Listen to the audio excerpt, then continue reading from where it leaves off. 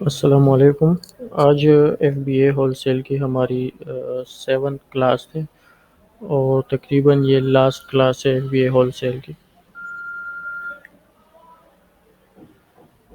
अच्छा, तो एक हमारा टॉपिक रहता था प्रॉफिट कैलकुलेशन के। हम प्रॉफिट कैलकुलेशन कैसे करेंगे, तो हम सबसे पहले तो वो चेक करते हैं।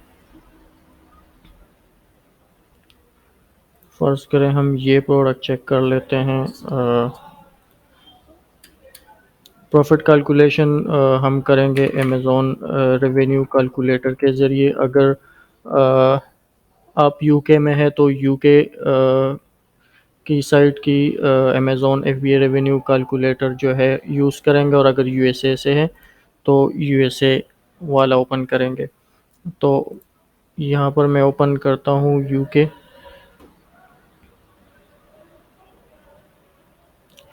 अगर आपके पास सेलर अकाउंट है तो आप साइन इन कर सकते हैं सेलर सेंट्रल, और अगर नहीं है फ़िलहाल और प्रॉफिट कैलकुलेशन कर रहे हैं तो आपको कंटिन्यू एज अ गेस्ट करना होगा। फ़र्ज़ करें हम इस प्रोडक्ट की जो है हम कर रहे हैं प्रॉफिट कैलकुलेशन, तो इस प्रोडक्ट का जो ये एसएन होता है यहाँ पर आप यहाँ से भी कॉपी कर सकते हैं, और यहाँ लास्ट में भी ये अवेलेबल होता है।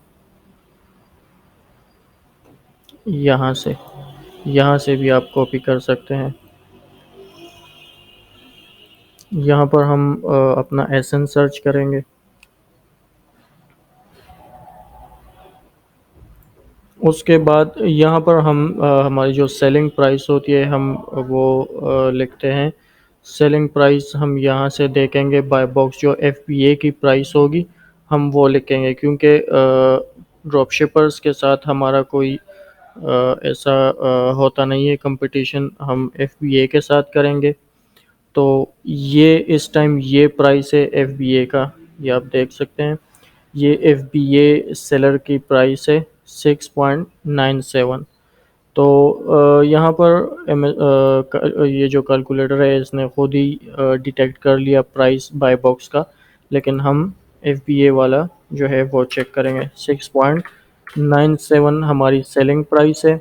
यहाँ पर एफबीए के जितने भी अमेज़ॉन के फीसेस हैं, जैसे ये रेफरल फीस है 0.57।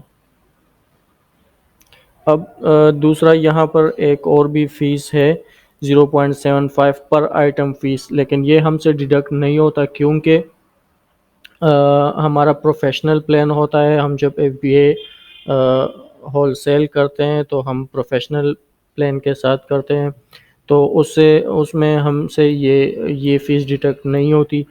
तो ये हम आगे जाकर अपने किसी प्राइस से ये हटा देंगे ताकि हमारी कैलकुलेशन परफेक्ट हो जाए। अच्छा, ये हो गया हमारा रेफरल फीस। और ये storage cost monthly per unit. अच्छा, ये हमारा है एफबीए फ़ीस। फुलफिलमेंट फ़ीस हो गया ये एफबीए। और अगर और कोई सर्विस हम अमेज़ॉन से लेते हैं जैसे लेबलिंग एफएनएस यू वगैरह, तो यहाँ पर वो हम वो भी यहाँ पर टिक मार्क कर सकते हैं। तो फ़र्ज़ करें मैं अगर लेबलिंग अमेज़ॉन से करवाना चाहता हूँ तो यहाँ पे मैं ये क्लिक कर दूँगा ताकि उसकी भी कैलकुलेशन हो जाए। लेकिन ख़ैर ये हम प्रेप से भी करवाते हैं और उसके चार्जेस अलग से डाल देते हैं। अच्छा, शिप टू अमेज़ॉन और ये सब कुछ हम प्रेप फ़ी में एस्टिमेटेड कास्ट डालते हैं, तो ये वहाँ पर कर लेंगे। दूसरा जो है, अगर हम यूके में हैं तो आपको ये ऑप्शन भी नज़र आएगा कि आप वेट रजिस्टर्ड है या नहीं है। परचेजिंग कास्ट और सेलिंग प्राइस पे वेट है या नहीं है। तो यूके में हमारा 20% है, तो यहाँ ये भी हो जाएगा खुद ही। हमने सिर्फ अगर फर्स्ट टाइम आप कर रहे हैं तो आपको ये 20% डालना होगा यहाँ पर। आपका जो भी प्लान है वीएटी का वो यहाँ पर आप डालेंगे। अच्छा, कॉस्ट ऑफ गुड्स सोल्ड में हम परचेजिंग प्राइस लिखते हैं। फ़र्ज़ करें ये मैं परचेज़ करता हूँ 0.80 पेंस पे। तो यहाँ पर वो मैं लिख दूंगा। मिसलेनियस कास्ट में हम यहाँ पर अपना प्रेप कास्ट डाल देंगे। प्रेप कास्ट हम एस्टिमेटेड यूके में 0.50 डालते हैं, और अगर हम यूएस में हैं तो यूएस में एस्टिमेटेड हम $2 जो है वो एज्यूम कर लेते हैं एस्टिमेटेड कास्ट, प्रेप कास्ट।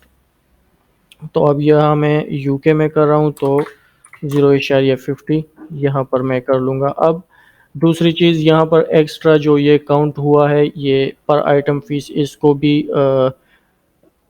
हम हटाएंगे, एडजस्ट करना पड़ेगा इसको भी।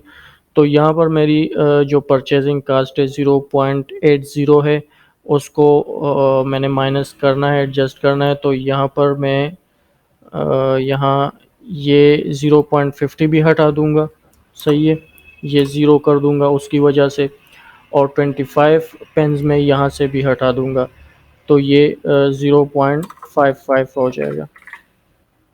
ठीक है।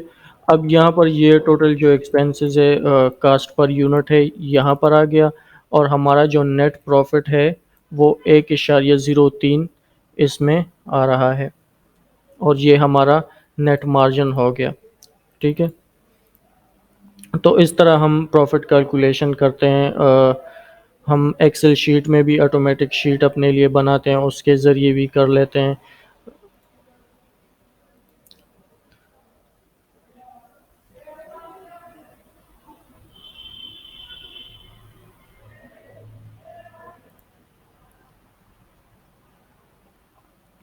अच्छा, फ़र्ज़ करें ये प्रोडक्ट है, हम एक्सेल शीट में कैलकुलेशन करना चाहते हैं, तो यहाँ पर हम क्या करेंगे, सिंपली सिर्फ सेलिंग प्राइस जो 6.97 है, ठीक है, और ये जो आउटपुट इनपुट वेट वगैरह ये ख़ुद पिक कर लेगा।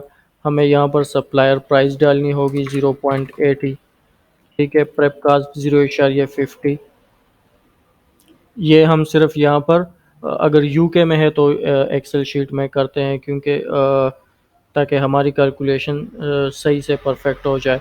अगर यूएस में है तो फिर सिर्फ रेवेन्यू कैलकुलेटर से भी हमारा काम चल जाता है, यूके में भी, लेकिन फिर भी एहतियातन हम अपने साथ शीट में भी करते हैं। एफबीए फ़ीस हम यहाँ पर देख लेंगे, यहाँ पर एफबीए फ़ीस कितना है, 2.89, तो यहाँ पर मैं 2.89 लिख दूंगा।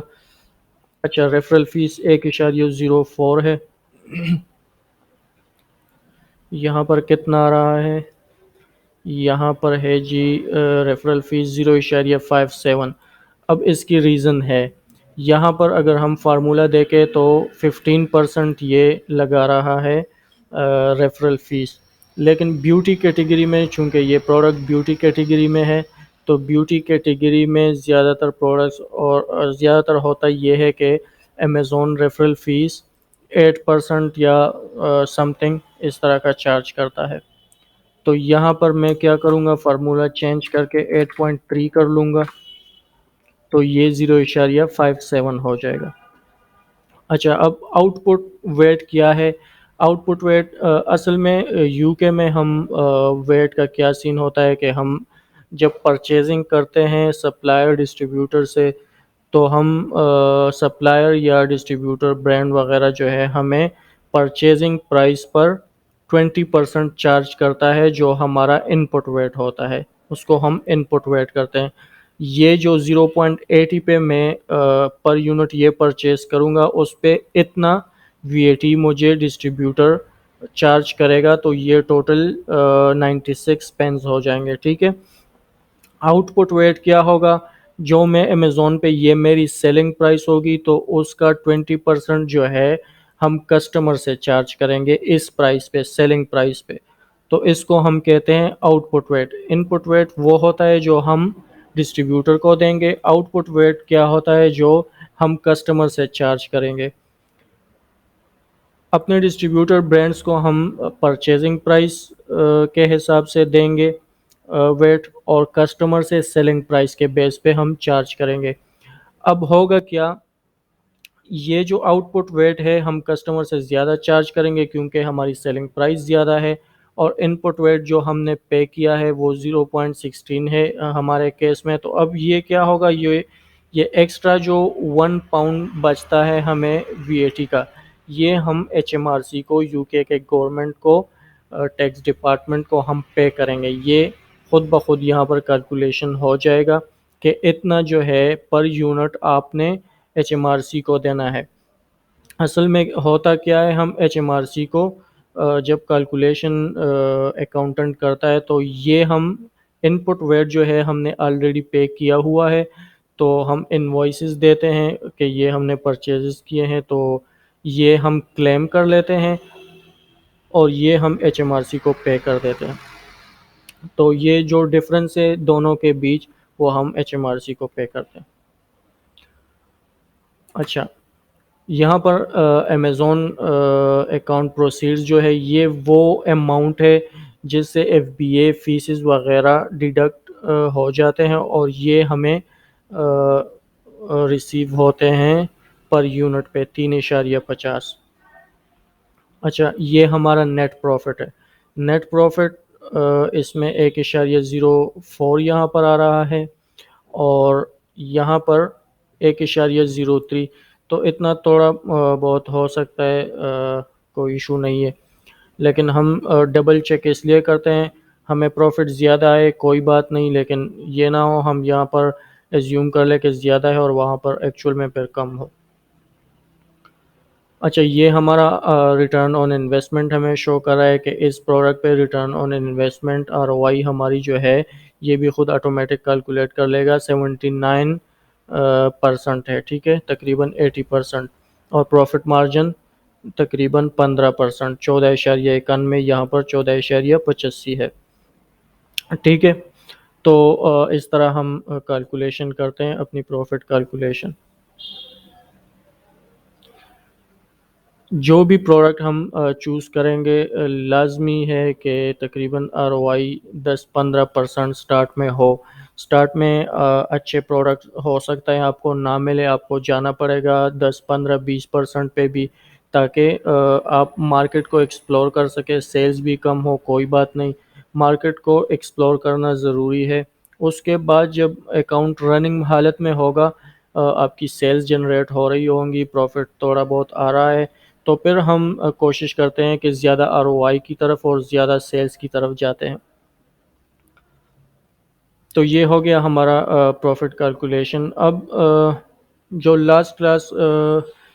लास्ट टॉपिक है वो है अकाउंट मैनेजमेंट वगैरह, ये हम कैसे करते हैं और अकाउंट में प्रोडक्ट वगैरह कैसे ऐड करते हैं।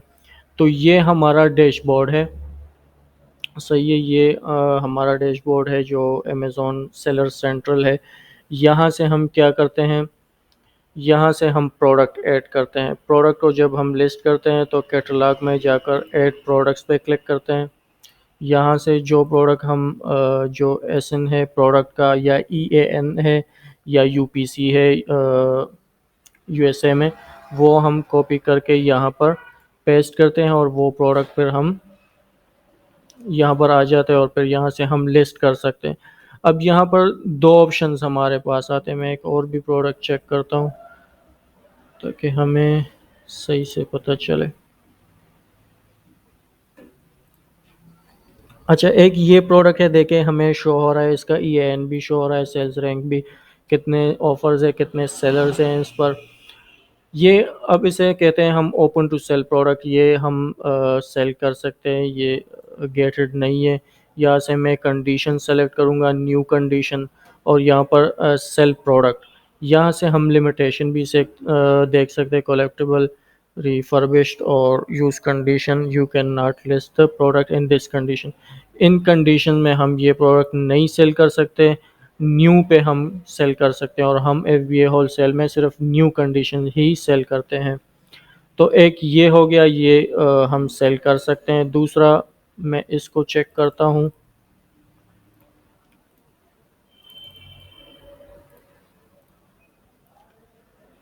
अब एक ये टाइप का है, ये क्या है, ये मैं अगर न्यू पे अप्लाई टू सेल करूँगा तो देखते हैं ये अपडेटेड है हमारे लिए, या अच्छा, अब ये ब्रांड अप्रूवल मांग रहे हैं तो हम क्या करेंगे, ये रिक्वेस्ट अप्रूवल पे क्लिक करेंगे।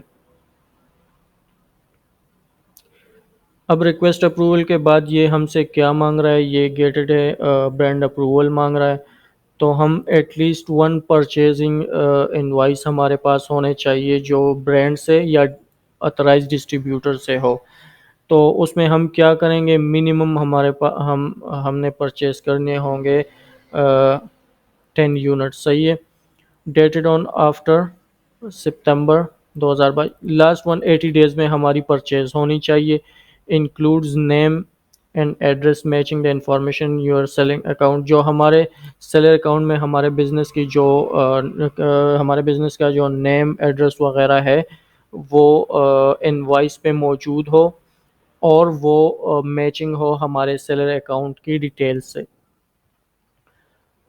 इनवॉइस पे डिस्ट्रीब्यूटर का एड्रेस और नाम भी होना चाहिए, कांटेक्ट डिटेल्स वगैरह। Show the combined purchase of at least 10 units, 10 units लाजमी होने चाहिए, इससे कम ना हो। और अच्छा, उसके बाद हम क्या करेंगे, वो जो इनवॉइस होता है हमारा, जो डिस्ट्रीब्यूटर हमें देता है, वो यहाँ पर हम अपलोड कर देते हैं।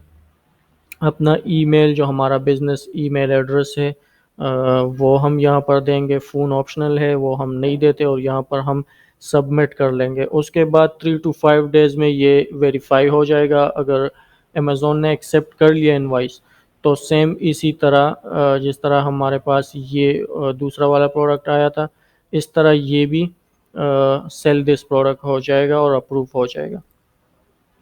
अच्छा, उसके बाद जब हम लिस्ट करते हैं, लिस्ट कैसे करते हैं, सेल दिस प्रोडक्ट।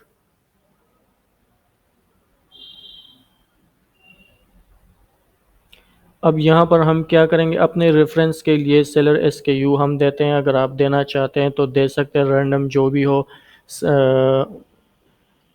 आइटम के रिलेटेड। फ़र्ज़ करें ये पार्टी सक्सेस है, तो मैं अपने रेफरेंस के लिए फ़र्ज़ करें मैं दे सकता हूँ पार्टी सक्सेस रेड, मैंने लिख दिया। तो ऐसा कुछ भी आप लिख सकते हैं, वरना अगर आप नहीं देना चाहते तो ब्लैंक छोड़ दें आप। यहाँ पर हमारा हम अपनी इस सेलिंग प्राइस देंगे 6.97। कंट्री ओरिजिन क्या है, ब्रांड कौन सी कंट्री का है, तो जो भी कंट्री ब्रांड्स का पता चलता है, डिस्ट्रीब्यूटर के वेबसाइट पे भी ये इन्फॉर्मेशन मौजूद होते हैं।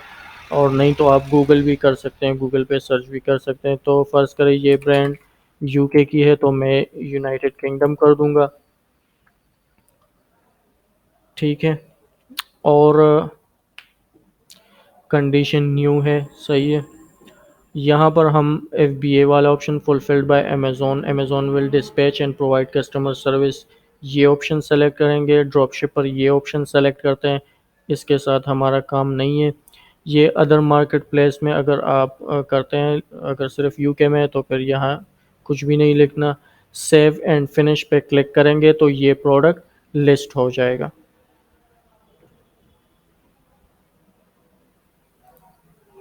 ठीक है। अब ये मैंने पहले लिस्ट किया हुआ है, मैं आपको दिखाता हूँ अब आगे हमने क्या करना है। अच्छा, ये अब यहाँ पर लिस्ट है, तो हम क्या करेंगे, अब हम डमी शिपमेंट क्यों क्रिएट करते हैं, कैसे क्रिएट करते हैं, ये मैं आपको दिखाता हूँ। ये मैंने प्रोडक्ट चूज़ कर लिया, सही है। अब हम क्या करेंगे, सेंड रिप्लेनिश इन्वेंट्री, यहाँ पर क्लिक करेंगे। जब हमने शिपमेंट क्रिएट करना होगा, चाहे वो डेमी शिपमेंट हो या रियल शिपमेंट, हम जब क्रिएट करते हैं तो इस मेथड से हम करेंगे। डेमी शिपमेंट हम क्यों करते हैं, ताकि हमें पता चले ये डेंजरस गुड नहीं है, इन्वेंट्री बेचने में और कोई मसला नहीं है, ताकि हमें पहले से पता हो। ये ना हो कि हम प्रोडक्ट परचेस कर लें और बाद में कोई इशू क्रिएट हो जाए और हमारे पैसे ज़ाया ना हो जाए, जो हमारा स्टॉक वगैरह है। अच्छा, यहाँ पर हम क्या करेंगे, एक शिप फ्रॉम एड्रेस, जो जहाँ से अगर आप ब्रांड से डायरेक्ट कर रहे हैं, डिस्ट्रीब्यूटर से कर रहे हैं, या अगर आप प्रेप सेंटर से कर रहे हैं, तो उसका एड्रेस आप यहाँ पर डालेंगे। फ़र्ज़ करें हम प्रेप सेंटर से कर रहे हैं, तो यहाँ पर आपने अपने प्रेप सेंटर का एड्रेस जो है वो यूज़ करना है। उसके बाद यहाँ पर इंडिविजुअल यूनिट्स हैं, तो ये प्रेप वगैरह हम यहाँ से चेक करते हैं। अच्छा, ये मैं सिर्फ ये ऑप्शन यहाँ पर आपको दिखाना चाहता हूँ, मैंने ऑलरेडी वो सेलेक्ट किया है इसलिए शो नहीं हो रहा। यहाँ पर प्रेप रिक्वायरमेंट आपसे जब मांगेंगे तो यहाँ पर हम क्या करेंगे, नो प्रेप नीडेड। अगर ऐसी कोई प्रिपरेशन वगैरह चाहिए होगी तो अमेज़ॉन पहले से आप वो मेंशन कर देगा कि ये प्रिपरेशन पॉली बैगिंग वगैरह ये रिक्वायर्ड है, और वो हम देख लेते हैं। अच्छा, यहाँ पर एक लेबल का ऑप्शन है, लेबल बाय सेलर और लेबल बाय अमेज़ॉन। तो लेबलिंग ज़्यादातर प्रोडक्ट्स में हम खुद करते हैं। F N S K you label जो होता है हर प्रोडक्ट पे, F N S K you label हम लगाते हैं। बाय सेलर जब हम प्रेप पे करते हैं तो फिर बाय सेलर, और अगर हम अमेज़ॉन पे करते हैं तो बाय अमेज़ॉन। बाज़ टाइम प्रेप जो है हमें 0.25 0.30 पेन्स जो है वो चार्ज करता है। तो बाज़ टाइम देके इस प्रोडक्ट में अमेज़ॉन मुझे चार्ज कर रहा है 0.15 पर यूनिट। तो मैं एक्स्ट्रा क्यों दूँ प्रेप सेंटर को, मैं बाकी काम उससे करवा लूँगा, और जो F N S K you label है वो अमेज़ॉन से करवा लूँगा, क्योंकि मुझे तकरीबन 0.15 पेन्स यहाँ पर बच रहे हैं। प्रेप सेंटर में मुझे पर यूनिट जो है F N S K you label लगा रहा है 0.30 पे, और अमेज़ॉन यहाँ पर चार्ज कर रहा है 0.15 पे। तो यहाँ मैं अमेज़ॉन कर लेता हूँ फिर। अच्छा, उसके बाद टोटल यूनिट्स कितने हैं, तो मैं इसे कहता हूँ कि टोटल यूनिट्स हैं 100। एक्सपायरी डेट, जिस प्रोडक्ट पे एक्सपायरी डेट होती है वो यहाँ पर हम उसकी एक्सपायरी देंगे। एक्सपायरी प्रोडक्ट परचेज करते वक्त ये लाजमी देखे कि एक्सपायरी डेट जो है वो तकरीबन 6 मंथ से ज़्यादा हो। अमेज़ॉन 3 मंथ्स तक एक्सेप्ट कर लेता है, 3 मंथ्स हो या इससे कम हो अमेज़ॉन एक्सेप्ट नहीं करेगा। तो हम कोशिश करते हैं कि ज़्यादा एक्सपायरी हो। तो फ़र्ज़ करें मैं यहाँ पर एक्सपायरी डेट सेलेक्ट कर लेता हूँ रेडी टू पैक।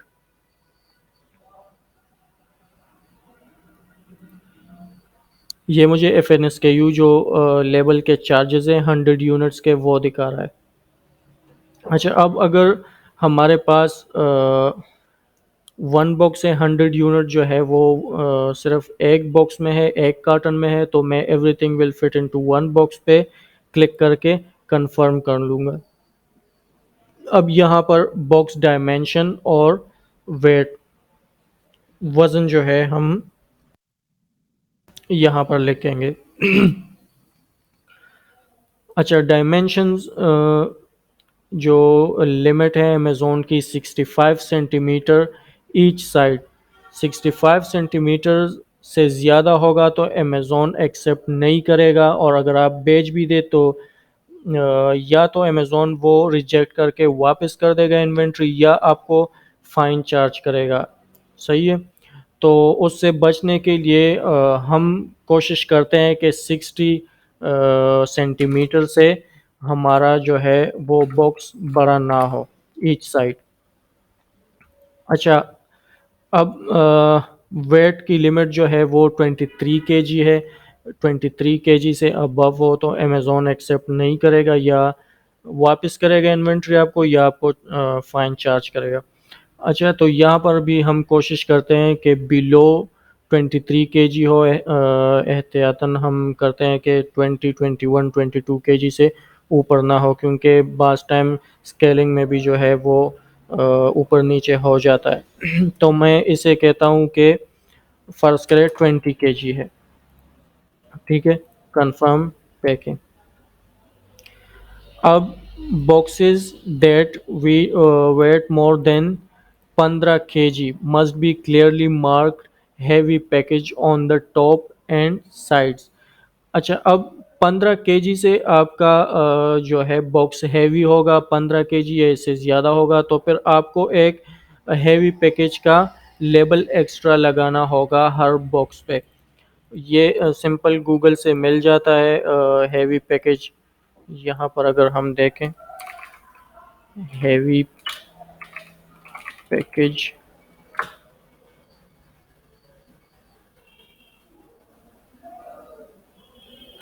तो इस तरह का एक सिंपल जो है वो लेबल हम प्रेप वालों से कह लेते हैं कि ये भी प्रिंट करके हर बॉक्स पे लगा दो, एक ऊपर एक साइड पे। सही है। अच्छा, अब दूसरा केस हम करते हैं। फर्ज ये मैं रिस्टार्ट कर लेता हूँ कि फ़र्ज़ करें हमारे पास मल्टीपल बॉक्सेस हैं। ठीक है। तो मैं कहता हूँ दो बॉक्सेस हैं मेरे पास, ओपन वेब फॉर्म। ठीक है। अब दो बॉक्सेस, ये बॉक्स वन का है, ये बॉक्स टू का। अब मैं कहता हूँ कि 50 इस बॉक्स में है, दूसरे बॉक्स में भी 50 यूनिट्स है। अब ये कहता है कि दोनों का वेट कितना है। तो मैं इसे कहता हूँ कि वहाँ पर हमने 20 kg लिखा था, यहाँ पर 10 kg, और 10 kg वेट इसका है। अब क्या कर लेते हैं, डायमेंशन 60 सेंटीमीटर, 60 सेंटीमीटर, 60 सेंटीमीटर। ये मैं एस्टिमेटेड कर रहा हूँ सिर्फ इस वीडियो के लिए। अब अगर बॉक्स वन का डायमेंशन ये है तो मैं इसके नीचे ये टिक कर दूंगा। अगर बॉक्स टू का डायमेंशन भी सेम है तो मैं यहाँ पर भी टिक लगा दूंगा। अगर डिफरेंट है तो फिर मैं दूसरा जो डायमेंशन है वो भी दे दूंगा। फर्ज करें 60, 60, 58। ठीक है। अब मैं इसके नीचे वाला जो है ये टिक कर लूँगा कि इसका डायमेंशन अलग है और इसका अलग है, और यहाँ पर कंफर्म पैकिंग,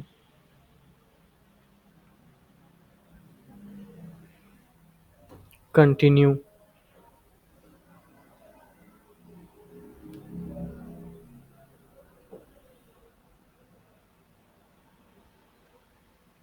अच्छा, यहाँ पर हम डेट सेलेक्ट करेंगे। फ़र्ज़ करें यहाँ पर 1 मार्च है और मैं इन्वेंट्री अमेज़ॉन को कल भेजूँगा या आज ही भेजूँगा, तो वो डेट हम सेलेक्ट कर लेंगे।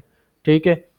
अब स्मॉल पार्सल डिलीवरी, यहाँ से हम जो स्मॉल पैकेजेस वगैरह होते हैं जैसे 2-3 कार्टन है और 100, 200, 300, 500 यूनिट से, यहाँ से अगर पैलेट के ज़रिए हम करते हैं तो फिर इस ऑप्शन को सेलेक्ट करते हैं।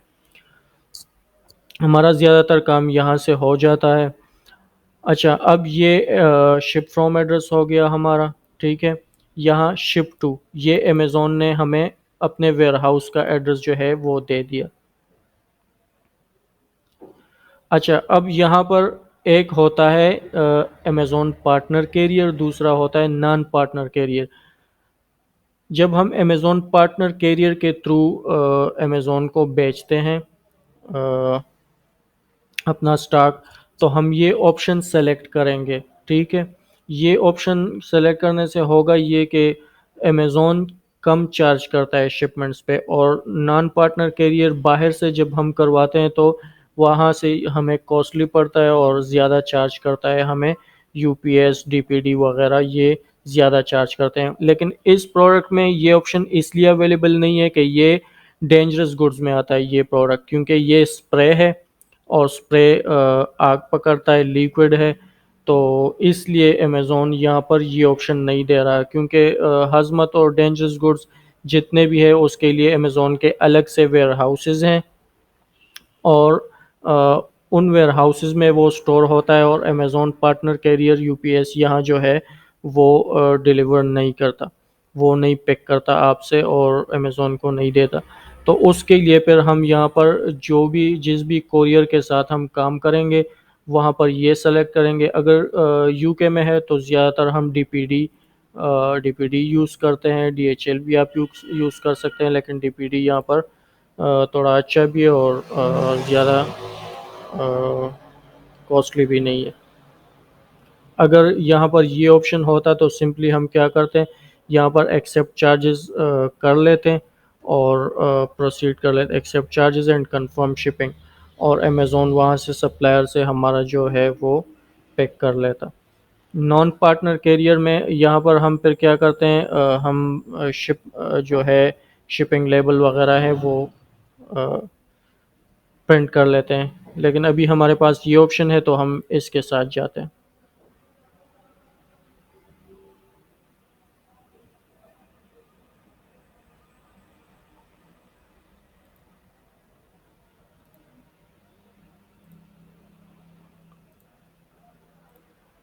ठीक है। अच्छा, इसके बाद हम सिर्फ प्रिंट लेबल कर लेंगे और जो लेबल हमें मिलता है वो हम क्या कर लेंगे, जो लेबल, दो तरह के लेबल हमें मिलेंगे हर बॉक्स के लिए। एक अमेज़ॉन की तरफ से होता है जिस पे वो एड्रेस वगैरह होता है, दूसरा अगर यूपीएस है तो वो भी हमें यहाँ पर मिल जाता है, दोनों लेबल्स, शिपिंग लेबल्स। अगर हम डीपीडी से करवा रहे हैं तो एक लेबल हमें अमेज़ॉन जनरेट करके देगा, और दूसरा जो लेबल है वो हमें डीपीडी के अकाउंट पे जाके वहाँ पर शिपमेंट क्रिएट करनी होती है, और वहाँ से एक लेबल हमें मिल जाता है। और ये दोनों शिपिंग लेबल, अगर हमारे दो बॉक्सेस है तो हमें चार शिपिंग लेबल्स मिल जाएंगे, दो यहाँ से, दो डीपीडी से। अगर हम अमेज़ॉन पार्टनर कैरियर से कर रहे हैं तो चारों जो शिपिंग लेबल्स है वो हमें मिल जाएंगे यहीं से ही, और वो हम अपने प्रेप सेंटर को दे देंगे, और वो हर बॉक्स पे वो लगा के इन्वेंट्री अमेज़ॉन को बेच देंगे। अगर डीपीडी से है तो डीपीडी वाले प्रेप सेंटर से पिक कर लेंगे, कलेक्ट कर लेंगे। अगर यूपीएस अमेज़ॉन पार्टनर कैरियर है तो वो वहाँ प्रेप सेंटर जाके हमारी जो इन्वेंट्री है उनसे कलेक्ट करके अमेज़ॉन वेयर हाउस पे भिजवा देंगे। तो इस तरह हम शिपमेंट क्रिएट करते हैं। अगर ये रियल शिपमेंट है तो मैं यहाँ पर एक्सेप्ट चार्जेस और शिपिंग करके प्रिंट करके फाइनल कर दूंगा। लेकिन हम डमी शिपमेंट क्रिएट कर रहे थे ताकि हमें पता चल जाए कि ये डेंजरस गुड में आता है या नहीं आता, कितने चार्जेस इस पे आते हैं। तो मुझे एफएनएसकेयू का भी यहाँ पता चल गया, ये भी पता चल गया कि डेंजरस गुड्स है, मैं अमेज़ॉन पार्टनर कैरियर से नहीं बेच सकता। और ये पता करना ज़रूरी होता है क्योंकि अगर हमने प्रॉफिट कैलकुलेशन की है अमेज़ॉन के हिसाब से, हमने वहाँ पर एस्टिमेटेड 0.50 सेलेक्ट किया था प्रेप कास्ट। लेकिन अगर अब मुझे पता चल गया ये हजमत प्रोडक्ट है, डेंजरस गुड में आता है, तो मैं क्या करूँगा, मैं यहाँ पर जो है प्रेप कास्ट जो है 0.50 से 0.70 कर दूंगा, क्योंकि डीपीडी से हमें कॉस्टली पड़ेगा।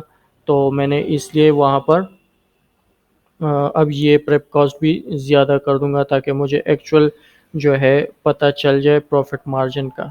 यहाँ से अब ये देख ले, 1.04 था, अब 0.84 है। तो इस तरह हम करते हैं। फिर यहाँ से अगर हम मज़ीद देखें तो यहाँ पर मैनेज इन्वेंट्री वगैरह है। यहाँ पर मैनेज इन्वेंट्री हम देख सकते हैं अपनी इन्वेंट्री प्रोडक्ट्स वगैरह। और दूसरा जो अहम चीज़ यहाँ पर है, शिपमेंट्स हैं। शिपमेंट्स हम जो ऑलरेडी हमने शिपमेंट्स क्रिएट किए हुए होते हैं वो हम चेक कर सकते हैं। दूसरी अहम चीज़ जो है हम इन्वेंट्री डैशबोर्ड चेक कर लेते हैं।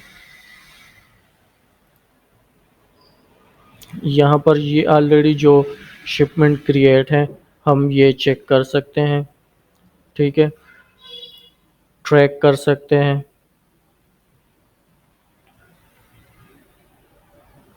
इस तरह का होता है, 50 यूनिट्स थे और 50 रिसीव हुए हैं। इस तरह से आप ट्रैक कर सकते हैं, आपको पता चलता है कि इस टाइम मेरी प्रोडक्ट कहाँ पर है, शिपमेंट क्रिएटेड ट्रांजिट में है, डिलीवर हो गई है, अमेज़ॉन वेयर हाउस के अंदर पहुंच गई है, अब रिसीविंग प्रोसेस है, लाइव होना शुरू हो गया है, और यहाँ पर फिर शिपमेंट क्लोज हो जाता है। यहाँ पर कंटेंट में आप देख सकते हैं कि क्या हो रहा है मेरी इन्वेंट्री के साथ। 50 थे, 50 रिसीव हो गए हैं। अगर कोई इशू है, फ़र्ज़ करें 50 के बजाय हमें 45 रिसीव हो जाते हैं, तो यहाँ पर फिर 5 डिस्क्रेसी जो है वो शो हो जाएगी स्टेटस में, और तकरीबन 30 दिन के बाद फिर यहाँ पर आपको एक्शन भी शो हो जाएगा। उससे हम फिर जो है एक्शन ले सकते हैं, रिसर्च कर सकते हैं कि अब ये 5 जो मिसिंग है ये कहाँ पर है। अगर जो मिसिंग है वो हमने भेजे हैं और अमेज़ोन से गुम हो गए हैं तो अमेज़ोन हमें पे कर देगा, और अगर वो फिर फाइंड आउट हो जाए तो अमेज़ोन हमारी इन्वेंट्री में ऐड करके हमसे जितना उसने हमें पे किया है वो दोबारा हमसे ले लेगा वापस। अच्छा, दूसरी चीज़ जो है यहाँ पर हम इन्वेंट्री डैशबोर्ड है, आईपीआई स्कोर जो बहुत अहम चीज़ है यहाँ पर। यहाँ पर अगर हम देखें तो 592 1000 में हमारा स्कोर है।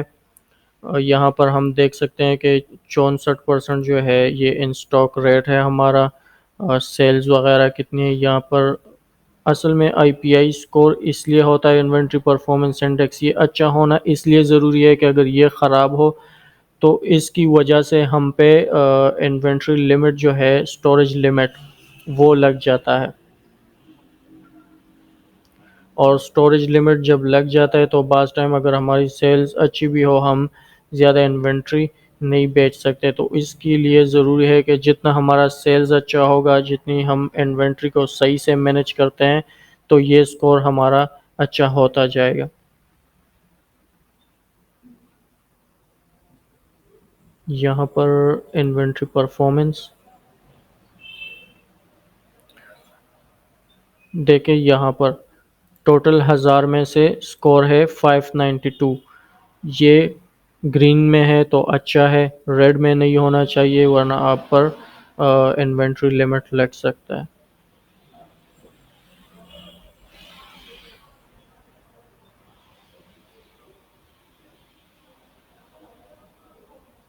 अच्छा,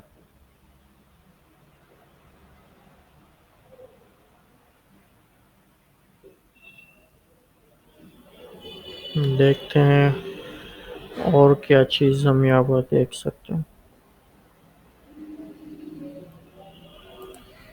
कैपेसिटी मॉनिटर।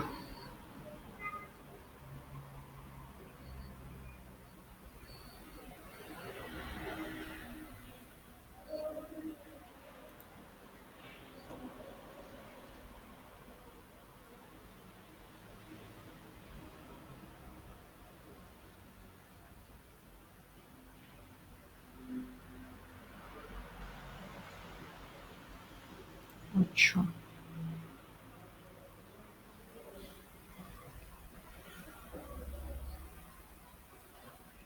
यहाँ पर हमारा जो स्टोरेज यूज़ हुआ है 1.12% है आउट ऑफ 100 क्यूबिक फीट में। तो अभी हमारे पास काफ़ी जगह है, लेकिन फिर भी जितना हमारी सेल्स अच्छी होती है उतना ये जो है हमारी स्टोरेज लिमिट जो है वो इंक्रीज़ होती जाती है। फ़र्ज़ करें इस टाइम पे मैं कर सकता हूँ 5000 यूनिट्स में अमेज़ॉन वेयर हाउस बेच सकता हूँ, लेकिन जब मुझ पे लिमिट लगेगा तो हो सकता है ये 1000 पे आ जाए, 2000 पे हो जाए, तो फिर ये इश्यूज क्रिएट होते हैं। तो इन्वेंट्री जितना भी ये है, सॉरी, इन्वेंट्री परफॉर्मेंस, इसको हम चेक करते हैं। प्राइसिंग टैब है, प्राइसिंग टैब में हम ऑटोमेट प्राइसिंग करते हैं। किस तरह करते हैं, जब हम बाय बॉक्स पे प्राइस वार करना चाहते हैं या शेयर बाय बॉक्स चलाना चाहते हैं तो हम यहाँ पर फिर क्या करते हैं, ये एक फ्री टूल है अमेज़ॉन का जिससे हम ऑटो रिप्राइसिंग करते हैं खुद ब खुद। अगर हम इसे कहते हैं कि जो हमारा कंपेटिटर है बाय बॉक्स जो विन कर रहा है, उसकी प्राइस के साथ मेरी प्राइस मैच करते जाओ। जब वो कम करेगा तो आपकी प्राइस भी ऑटोमेटिकली उसके साथ कम हो जाएगा। अगर प्राइस वार करना चाहते हैं तो मैं इसको कहता हूँ कि अगर ये 9.99 में करता है तो आप 5 सेंट्स 10 सेंट्स इससे नीचे हो जाओ, तो वो ऑटोमेटिकली प्राइस रिड्यूस करता जाएगा। तो उसको हम कैसे करते हैं, उसके लिए हम कस्टमाइज प्राइसिंग रूल क्रिएट करते हैं यहाँ से, सेलेक्ट रूल। अब हम क्या करते हैं, यहाँ से मैं रूल्स सेलेक्ट कर लेता हूँ, competitive buy box. How do you want to name this rule. अब अगर मैं ये शेयर बाय बॉक्स के लिए कर रहा हूँ तो शेयर बाय बॉक्स लिख दूंगा। अपनी रेफरेंस के लिए बीट करना चाहता हूँ तो बीट सेलर्स कर दूंगा। जो भी आप लिखना चाहते हैं वो लिख सकते हैं। ठीक है, proceed to marketplace selection. अब हम यूके में कर रहे हैं तो यहाँ से मैं amazon.co.uk सेलेक्ट करके सेव एंड कंटिन्यू। अब यहाँ पर हम क्या करते हैं, अगर match buy box share buy box के लिए होता है stay above the buy box. अगर बाय बॉक्स की प्राइस से आप प्राइस ज़्यादा रखना चाहते हो, stay below the buy box price, ये हम प्राइस वार के लिए करते हैं, ये हम शेयर बाय बॉक्स के लिए करते हैं। तो मैच बाय बॉक्स में होगा क्या कि ये ऑटोमेटिकली वो मैच करता जाएगा। स्टे बिलो में यहाँ पर फिर हमारे पास ऑप्शन है 0.05 में बिलो रहना चाहता हूँ बाय बॉक्स प्राइस से 10 या 0.01, तो मैं इसे कहता हूँ 0.01 बिलो रहो प्राइस से। All offer on Amazon for the same essence and condition. आप सबके साथ कंपटीशन करना चाहते हो तो इस अगर मैं ये ऑप्शन सेलेक्ट करूँगा तो ये कंपटीशन ड्रॉप शिपर्स के साथ भी करना शुरू कर देगा, और उसमें वो हम नहीं करना चाहते क्योंकि ड्रॉप शिपर की प्राइस हमेशा हमसे ज़्यादा कम होती है। तो इसको मैं specific type of offer select करके सेम फुलफिलमेंट मेथड कर दूंगा, यानी कि मैं सिर्फ FBA सेलर्स के साथ कंपटीशन करना चाहता हूँ। Do you also want to compare with prices that are outside Amazon. हम क्यों करना चाहेंगे अमेजोन से बायर की प्राइसेस के साथ कंपेयर, तो मैं यहाँ पर नो कर दूंगा। अगर हम मैनुअली कुछ प्राइस चेंज वगैरह करें इन्वेंट्री टैब में, तो यहाँ पर ये हमसे पूछ रहा है कि अगर आपने प्राइस खुद ही मैनुअली चेंज कर ली तो I want to continue repricing, no I want to pass repricing. तो यहाँ पर जो भी ऑप्शन आप सेलेक्ट करेंगे अपने हिसाब से वो सेलेक्ट कर लें। Save this rule.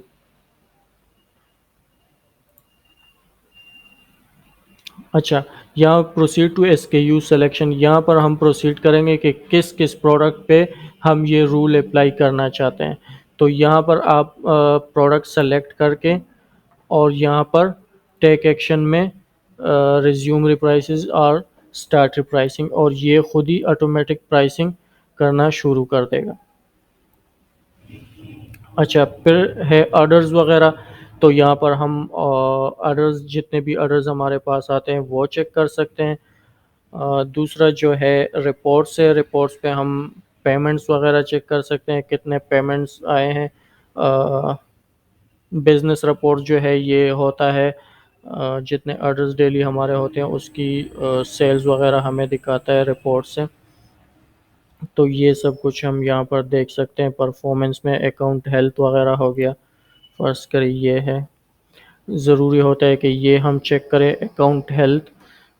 FBA wholesale हम जब करते हैं तो इसमें इतना कोई होता नहीं है, लेकिन फिर भी चेक करना अच्छी बात है।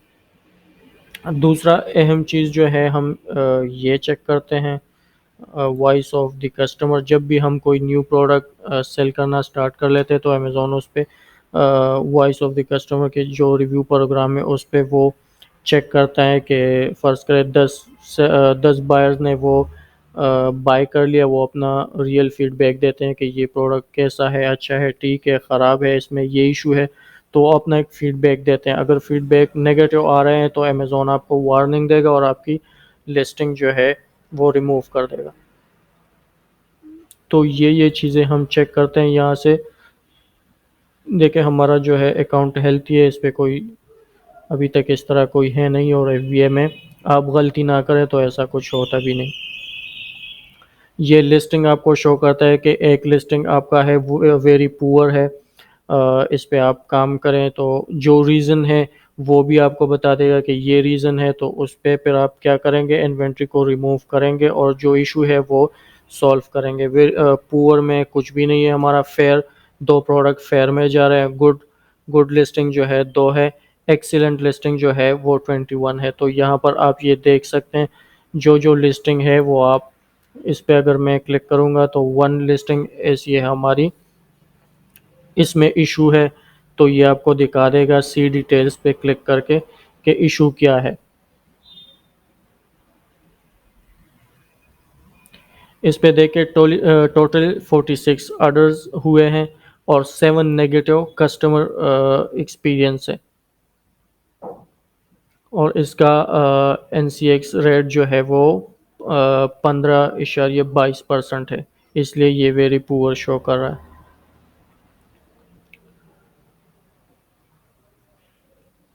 अच्छा, यहाँ पर आपको इशू भी फीडबैक के साथ दिखा देगा कि ये ऑर्डर है, ये ऑर्डर हुआ था और इस ये कस्टमर क्या कह रहा है, I order the medium shade and receive the light. तो क्या है, रॉन्ग वेरिएशन इसे भेजा गया है। इस तरह के इश्यूज आ जाते हैं जब आप इंस्पेक्शन वगैरह अपनी इन्वेंट्री के नहीं करते। तो इसने अब दो मिक्स वेरिएशन सेंड किए थे जिसकी वजह से ये इशू आ रही है। तो यहाँ पर ये क्या करे, I order the medium shade and receive the light. अब ये दूसरा क्या कह रहा है, I have receive the light shade rather than the medium. अब इसने लाइट ऑर्डर किया होगा, इसे मीडियम भेजा गया है, इसने मीडियम किया है तो इसे लाइट गया हुआ है। रॉन्ग कलर सेंट, इसका भी सेम इशू है, you sent shade light, I order shade medium. Sorry this product is not good, all streaky on the skin usually.